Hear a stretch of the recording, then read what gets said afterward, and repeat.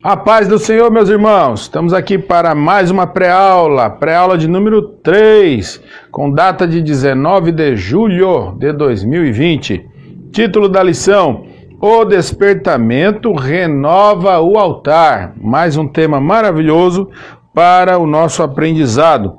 O texto áureo se encontra no primeiro livro dos Reis, capítulo 18, versículo 30. Diz assim: Então Elias disse a todo o povo: Chegai-vos a mim, e todo o povo se chegou a ele, e reparou o altar do Senhor que estava quebrado. A verdade prática diz: Satanás jamais derrotará o crente cujo altar é constantemente renovado pelo Espírito. Amém, meus irmãos? Graças a Deus. Vamos para a leitura bíblica em classe. Esdras, capítulo 3, do versículo 2 ao versículo 5, e depois do versículo 10 ao 13. Comentário e introdução. Nesta lição iremos meditar sobre um fato que caracteriza o verdadeiro despertamento. Trata-se da necessidade que os homens passam a sentir de se chegarem mais perto do altar de Deus. Vamos resumindo, então. Qual é a característica de um verdadeiro despertamento? O que é que caracteriza ele? É a necessidade que cada um de nós, seres humanos, sentimos de chegar mais perto de Deus, de nos aproximar mais do eterno Deus. Então essa é a característica de um verdadeiro despertamento, é o ponto inicial. Tópico número 1. O despertamento conduz o homem ao altar. Os judeus sentiam a necessidade do acesso a Deus que o altar lhes proporcionava. Lembrando que Esdras está relatando o retorno do povo de Deus, que saiu agora dos 70 anos de cativeiro e estão voltando para Jerusalém, para prestar culto a Deus, a restauração do templo, a reconstrução do altar, como está dizendo no versículo de número 2 na leitura bíblica em classe. E levantou-se Jesua, filho de Josadaque, e seus irmãos, os sacerdotes, e Zorobabel, filho de Sealtiel, e seus irmãos, e edificaram o altar do Deus de Israel para oferecerem sobre ele holocaustos, como está escrito na lei de Moisés, o homem de Deus. Então, meus amados, o que nós vemos aqui? Antes de qualquer coisa para iniciar o culto, para poder voltar à tradição das realizações do culto a Deus em Israel, primeira coisa a se fazer, edificar ali um altar para Deus. Todo o templo havia sido destruído, inclusive o altar. Foi profanado quando Nabucodonosor invadiu Jerusalém, sitiou a cidade, dominou e levou aquele povo cativo, incendiando a cidade, destruindo o templo. Tudo foi arrasado, destruído. Agora, Jesua, inspirado pelo Espírito Santo, juntamente com os sacerdotes, com Zorobabel, começam então a edificar o altar, porque ali precisa iniciar o culto, o altar edificado. Sem o altar em ordem, não podemos apresentar um culto a Deus. Como está o altar da sua vida? Como está o altar da nossa vida? É a pergunta para a lição de hoje. Cada um de nós precisamos meditar nesse tema. O propósito que traziam no coração, ao retornarem do cativeiro, precisava ser muito firme, porque estavam rodeados de inimigos cruéis. A Bíblia diz: o terror estava sobre eles por causa dos povos da terra. Eles estavam assustados.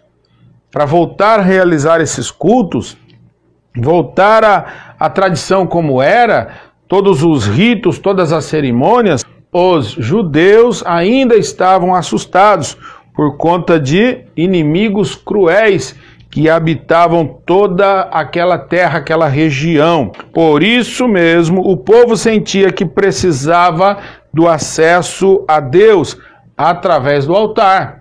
Como iriam vencer essa batalha se não invocasse ao Deus de Israel. E como invocariam ao Deus de Israel se não edificasse o altar?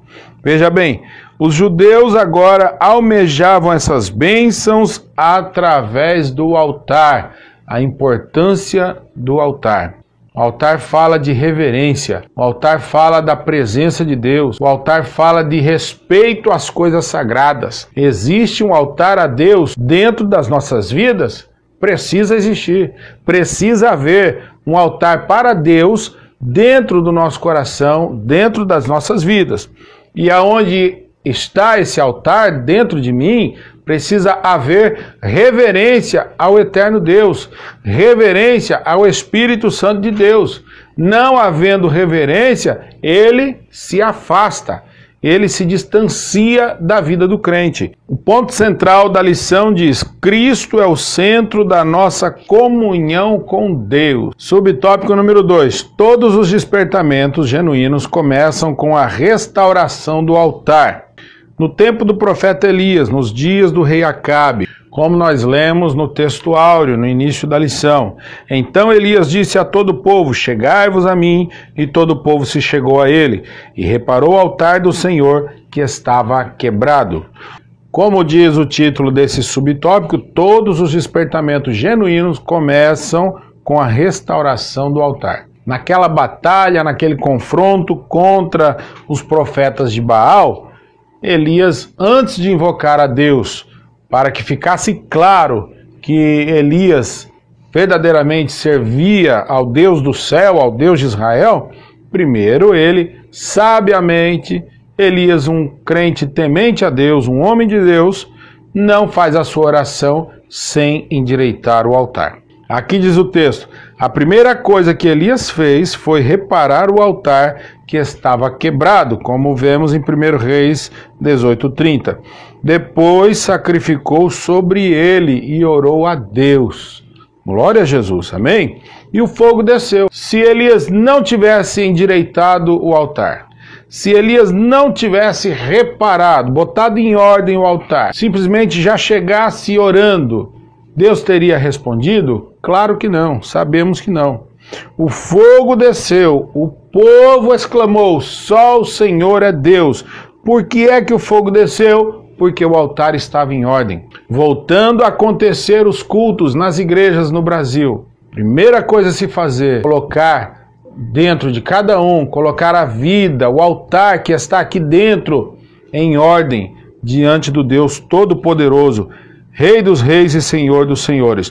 O despertamento decorreu do conserto do altar, ali no tempo de Elias.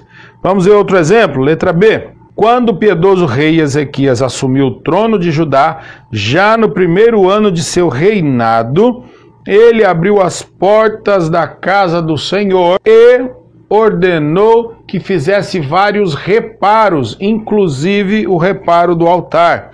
Mandou purificar o templo, tirar fora toda a imundícia, purificar o altar do Senhor, o altar do holocausto que havia sido substituído no reinado de seu antecessor Acás.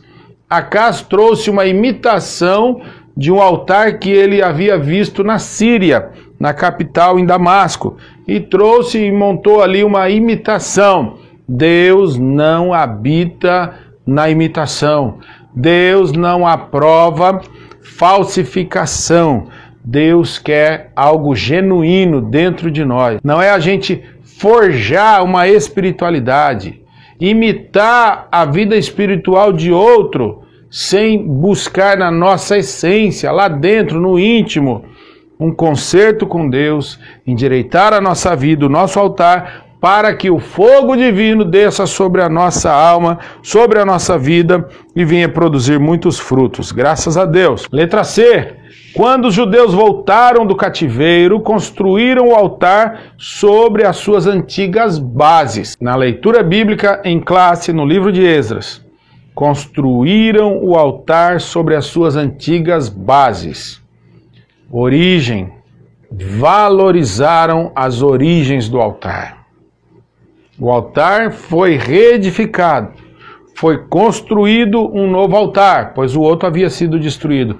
Porém, valorizaram as origens, valorizaram a base do altar. Por mais que soframos influência de fora, por mais que a modernidade vai alcançando também a vida eclesiástica, mas nunca podemos perder a nossa origem, ou seja, a origem da nossa fé, aquilo no que acreditamos, aquilo que aprendemos com nossos pais na fé. Nunca trocar as bases, a origem tem que ser mantida, permanecer firme, porque isso agrada ao coração do nosso Deus eterno. A alegria foi grande entre os judeus, pois podiam de novo sacrificar a Deus e celebrar a festa dos tabernáculos. Esdras deixa para nós este relato da preocupação dos sacerdotes e também do rei de construir um novo altar em cima da base, do fundamento do altar que existia no templo. E antes do primeiro culto, o primeiro passo foi este, para que o fogo de Deus, a glória de Deus, pudesse ser manifesta na cerimônia. E o povo se alegrou. A alegria foi grande entre os judeus, pois podiam de novo sacrificar a Deus e celebrar a festa dos tabernáculos. Interessante, na leitura bíblica em classe, diz que ainda tinham alguns que choravam e lamentavam lembrando do templo que havia sido destruído, lamentando o porquê que agora tinha que ser feito tudo novo. Começaram a prantear, chorar. Olha aí o versículo 12 da leitura bíblica em classe. Porém, muitos dos sacerdotes e levitas e chefes dos pais, já velhos, que viram a primeira casa sobre o seu fundamento, vendo perante os seus olhos esta nova casa para Deus edificada, choraram em altas vozes, mas muitos levantaram as vozes com júbilo e alegria. Os que estavam contemplando agora essa nova fase da vida dos judeus, um templo agora reerguido, reconstruído, a casa de Deus novamente levantada, o altar construído, edificado, mantendo as bases, mantendo a origem, e este povo agora da nova geração se alegrava com mais júbilo do que o pranto daqueles que lembravam e lamentavam as coisas passadas, as coisas de outrora. Aí diz a Bíblia, versículo 13, de maneira que não discernia o povo as vozes de alegria das vozes de choro do povo, porque o povo jubilava com tão grande júbilo que as vozes se ouviam de muito longe. Então, a alegria da segunda casa superou o pranto e a tristeza dos que lamentavam a antiga casa que havia sido destruída. Glória a Deus. O Senhor diz na sua palavra: eis que faço novas todas as coisas. Bendito seja o nome do Senhor. Vem aí para a Igreja do Brasil um tempo novo, como falamos aí domingo passado. Aliás, se não assistiu às outras duas pré-aulas, assista, estão aí salvas em uma playlist. Entre aí, acesse o canal e veja, assista as outras duas aulas para acompanhar a sequência. Muito conteúdo nas duas primeiras aulas para ajudar a compreender o que vamos estudar daqui para frente. A alegria foi tão grande entre os judeus, pois podiam de novo sacrificar a Deus e celebrar a festa dos tabernáculos. O culto a Deus havia de fato recomeçado. Então, em breve, como a gente estava dizendo, em breve a Igreja do Brasil irá vivenciar um novo momento de culto, uma nova época, uma nova etapa do culto a Deus aqui no Brasil, também em outras partes do mundo, onde as igrejas também estão paradas, proibidas de realizar culto por conta da situação sanitária diante dessa enfermidade que assola a humanidade no planeta. O que é altar aqui no subsídio cultural? Eu achei interessante grifar. Muitos, sem dúvida, vão surpreender-se quando lhes mostrarmos como a Bíblia define o significado do altar verdadeiro e sua função. Era um testemunho perpétuo, um favor. Sentia-se no altar a manifestação divina. Significava a presença de Deus. Santificava as ofertas no altar. Era o lugar onde se realizava a comunhão dos fiéis com o Senhor, no altar. Por tais razões, o altar era respeitado. Glória a Deus. Então, o altar é digno de respeito. Dentro de nós, volto a dizer, existe um altar onde Deus precisa habitar. Deus precisa ter lugar de honra dentro dos nossos corações. Um altar espiritual dentro da nossa vida.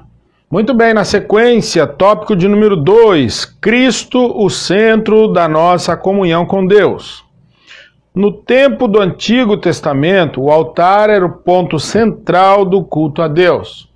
Já no Novo Testamento, o sacrifício de Jesus Cristo no Gólgota é o grande acontecimento para o qual o altar apontava profeticamente. O altar do Antigo Testamento apontava para o Gólgota. No altar do Antigo Testamento era lugar de quê? De morte, sacrifício.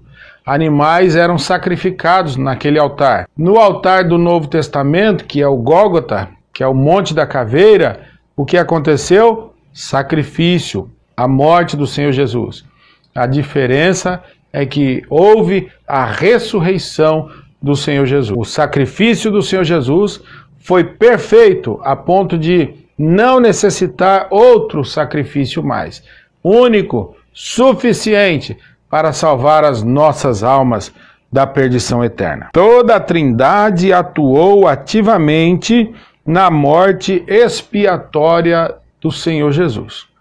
O Pai, o Filho e o Espírito Santo estavam presentes enquanto Jesus era crucificado. Vamos entender? O Pai Celestial. Antes da fundação do mundo, o Pai planejou a obra redentora com o sacrifício de seu Filho. Antes que tudo fosse criado, o Pai já havia planejado a morte do seu único Filho. Imagine o sofrimento, o quanto que Deus sentiu para planejar o sacrifício do seu próprio Filho. Na consumação dos séculos, enviou o seu Filho. O Pai participou diretamente do drama do Gólgota. Ele enviou o Filho, sabendo que já estava chegando a morte do seu amado Filho. Letra B. Cristo, o Filho de Deus, entregou-se a si mesmo em oferta e sacrifício. Levou sobre si os nossos pecados, as nossas dores, as nossas enfermidades. Jesus levou a nossa culpa no peso daquela cruz. Padeceu para levar-nos a Deus, para levar-nos ao Pai.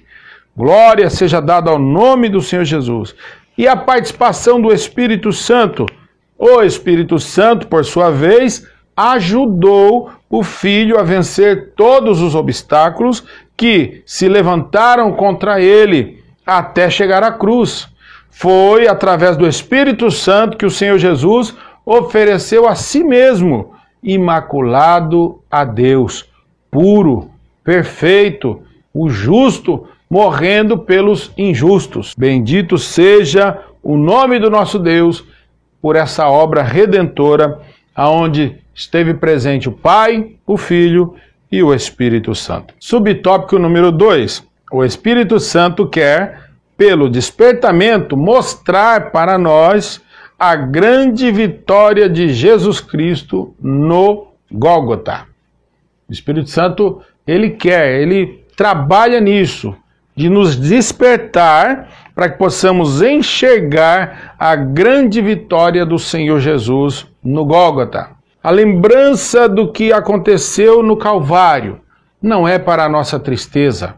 A lembrança do sacrifício do Senhor Jesus, carregando aquela cruz, morrendo pregado naquela cruz, não é para a nossa tristeza, não é para lamentarmos, não é para abrir a nossa boca em blasfêmia contra os algozes, contra o carrasco que sacrificou o Senhor Jesus naquela cruz. A lembrança do sacrifício vicário de Cristo no Calvário é para ser motivo de alegria da igreja. A vitória da igreja, a minha e a sua vitória, a nossa vitória, dependeu da morte expiatória do Senhor Jesus.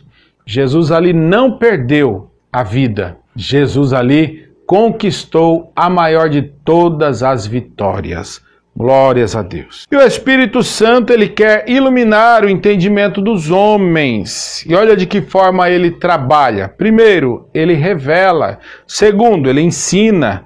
Terceiro, ele explica. Quarto, o Espírito Santo penetra. Vamos na letra A. O Espírito Santo revela, iluminando os olhos do nosso entendimento, para que saibamos a grandeza de seu poder sobre nós, que manifestou em Cristo, ressuscitando-o dos mortos. A Bíblia nos diz que o Deus deste século cegou o entendimento dos homens para que não lhes resplandeça a luz de Cristo. Então, é papel do Espírito Santo de Deus iluminar os nossos olhos, nos livrar dessa cegueira espiritual, nos livrar desse estado de cegueira, para que possamos enxergar a salvação. Enxergar, ele abre o nosso entendimento para que possamos entender o plano da salvação quando nos é anunciado pela pregação, pelo estudo da palavra, pela letra de um louvor, enfim, diversas maneiras o Espírito Santo fala com cada um de nós, ele fala com o pecador, ele convence do pecado, da justiça e do juízo. Quando os discípulos chegaram dizendo para Jesus, mestre, uns estão dizendo que tu és João Batista, outros dizem que tu és Elias. Aí Jesus pergunta para Pedro, e tu, Pedro, quem dizes que eu sou? A resposta do apóstolo Pedro, tu és o Cristo, o Filho do Deus vivo. Jesus disse, Pedro, não foi a carne nem o sangue que te revelou isso, mas foi o Espírito Santo. Glória a Deus. Letra B. O Espírito ensina as profundidades do vitupério da cruz. Quando Jesus, na estrada de Emaús, explicava aos seus discípulos as Escrituras, o que falava de sua vida e sua morte, eles depois comentando um com o outro, não ardia em nós os nossos corações? Porque o Espírito Santo ensinava aos dois discípulos quem era aquele que falava com eles. Letra C. O Espírito também explica o verdadeiro significado da morte de Jesus na cruz, sobre o infinito alcance daquele grito, Tetelestai, está consumado. Deus confirmou esta palavra do Senhor Jesus. Quando Jesus disse está consumado, no mesmo instante, Deus confirmou que o brado do seu filho ali na cruz era verdadeiro. Naquela mesma hora, no templo, o véu se rasgou de alto a baixo, mostrando para toda a humanidade um novo e vivo caminho que havia sido aberto a partir daquele dia. O véu rasgando de alto a baixo, simbolizando a carne do Senhor Jesus, que foi rasgada desde a sua fronte até os seus pés, de alto a baixo também. Ainda diz aqui o escritor para nós, pela fé em Jesus Cristo podemos vencer o mundo, por causa deste brado lá na cruz. Está consumado, a justiça de Cristo agora é oferecida gratuitamente para todos aqueles que creem em Jesus Cristo. Maravilha! Letra D. O Espírito também penetra todas as coisas. A luz da glória de Cristo revelada lá na cruz é uma luz que tudo manifesta, segundo diz a palavra em Efésios 5,13. Também, quando esta luz ilumina o painel da nossa consciência, como aconteceu com o profeta Isaías, o que acontece com cada um de nós? sentimos o grande peso dos nossos pecados e pelo Espírito Santo somos despertados e levados ao arrependimento. Reconhecer os nossos pecados é um passo, é o começo. O arrependimento é um grande passo, é o segundo passo. E aceitar a Jesus como Salvador, receber a Jesus como Salvador, decidir ser ferramenta de Deus nessa terra, é a sequência dessa caminhada com o Senhor Jesus. Terceiro e último tópico da lição: cuidado com as imitações. Tem muita imitação barata no mundo evangélico. Tem muita falsificação, muito cuidado. Lembrando que essa revista, ela é uma compilação de uma revista do ano de 1993. Estamos falando isso aqui desde a primeira aula. E naquele tempo já era preocupante este assunto. Veja bem, alguns dizem que nem todos os despertamentos de hoje têm as características que são mencionadas nesta lição. Concordamos plenamente. Já no tempo dos apóstolos havia movimentos que realmente tinham alguma aparência de sabedoria em devoção voluntária, humildade e em disciplina do corpo, mas não são de valor algum, senão para a satisfação da carne. Também em nossos dias aparecem movimentos que são imitações baratas do verdadeiro despertamento. Fingir um despertamento, fingir um renovo, fingir um revestimento de poder, não leva ninguém a nada. Com certeza, cada um dos amados que estão aí nos assistindo já viram, já conheceram algumas pessoas que usavam essa prática da imitação, falsa espiritualidade, muito barulho, muito pulo, muito salto, muita gritaria, e quando passou um certo tempo, os frutos dessa pessoa ou desse grupo de pessoas, os frutos não eram condizentes com a vida de um cristão, com a vida de uma árvore boa. Estes avivalistas da atualidade, chamados também de aspas especialistas, sabem com suas técnicas dominar o auditório, manipular a massa.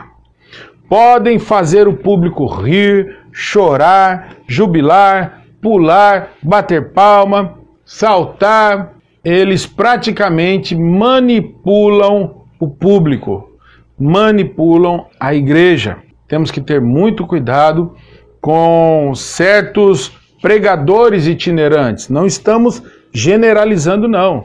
Tem muitos homens de Deus na itinerância, sim, tanto cantores quanto pregadores. Porém, tem alguns sensacionalistas que trazem um grande prejuízo espiritual para o rebanho.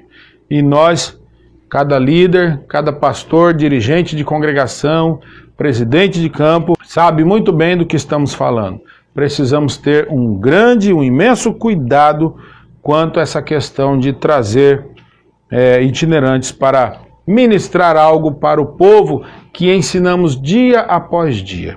Ensinar, estruturar a vida espiritual de um indivíduo ou de uma família é um trabalho que se faz a longo prazo. Dia após dia, tijolo após tijolo nesta construção. Mas se não tomarmos cuidado com quem trazemos para ministrar na igreja, essa pessoa, se não tiver a direção de Deus, desmancha tudo aquilo que construímos, derruba, joga pelo chão tudo aquilo que o pastor, o dirigente levou meses, talvez anos para construir na vida do rebanho. Esses avivalistas sabem até imitar o batismo no Espírito Santo, ensinando o povo a falar em línguas estranhas. E eu presenciei uma reunião dessa. Fui visitar uma certa denominação no interior de São Paulo. Num certo momento lá daquele culto, a pessoa que estava liderando aquela reunião disse lá no microfone: agora é hora de todos falarem em línguas estranhas. Fale assim junto comigo. E a pessoa começou a dizer no microfone e aqueles ouvintes começaram a imitar aquele som. Nesta hora, eu e minha noiva saímos daquele recinto, saímos daquele lugar, porque a gente que já tinha um certo conhecimento, éramos novos convertidos ainda na nossa fé, mas já tínhamos um certo entendimento, sabíamos que aquilo ali estava completamente fora da verdade bíblica.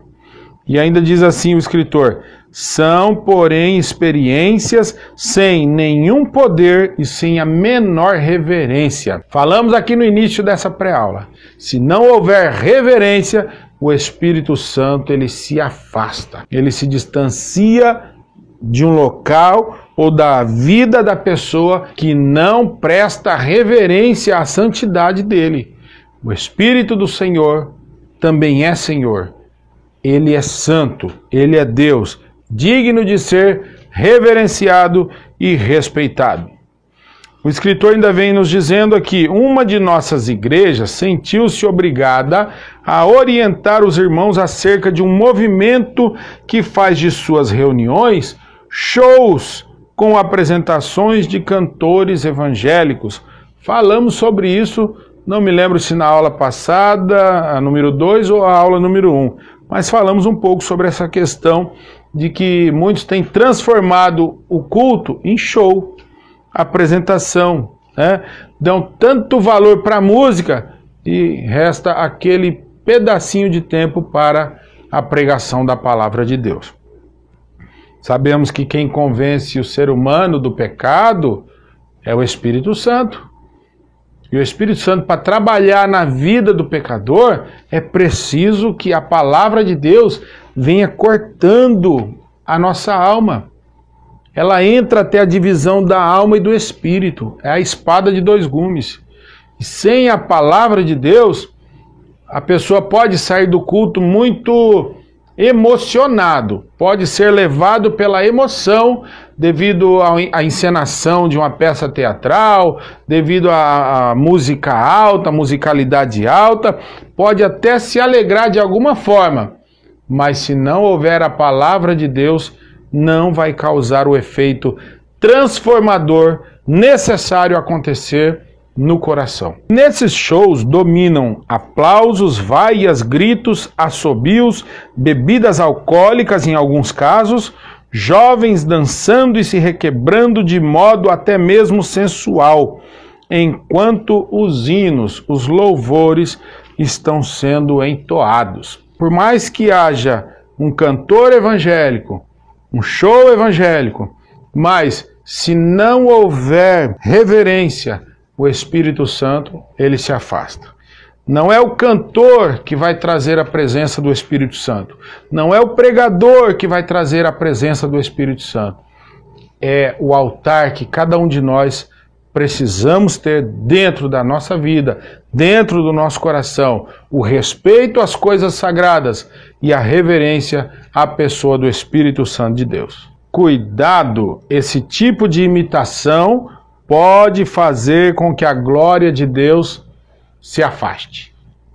O escritor está dizendo, completando aí, cuidado, esse tipo de imitação pode fazer com que a glória de Deus se afaste. Todo movimento feito sem que o Espírito Santo esteja na direção não pode prosperar. Divisão de igreja sem que o Espírito Santo esteja na direção. Como é que o Espírito Santo vai dirigir um negócio desse? Não pode prosperar.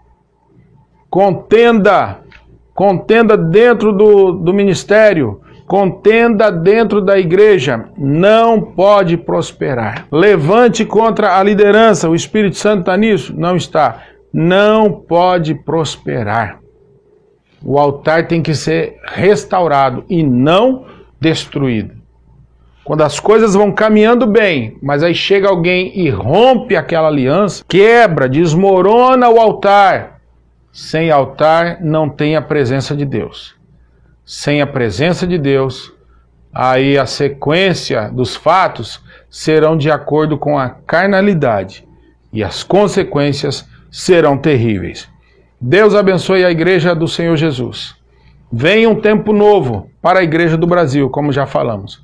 Vem um tempo de restauração, voltando a acontecer os cultos, voltando a liberar as igrejas a realizarem seus cultos.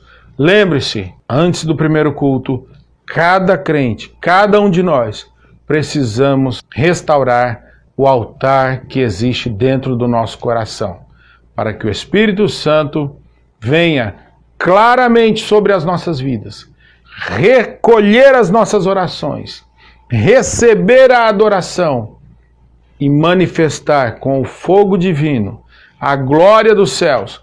Há de descer, a glória da segunda casa será maior do que a da primeira. Deus abençoe as nossas vidas, em nome de Jesus Cristo.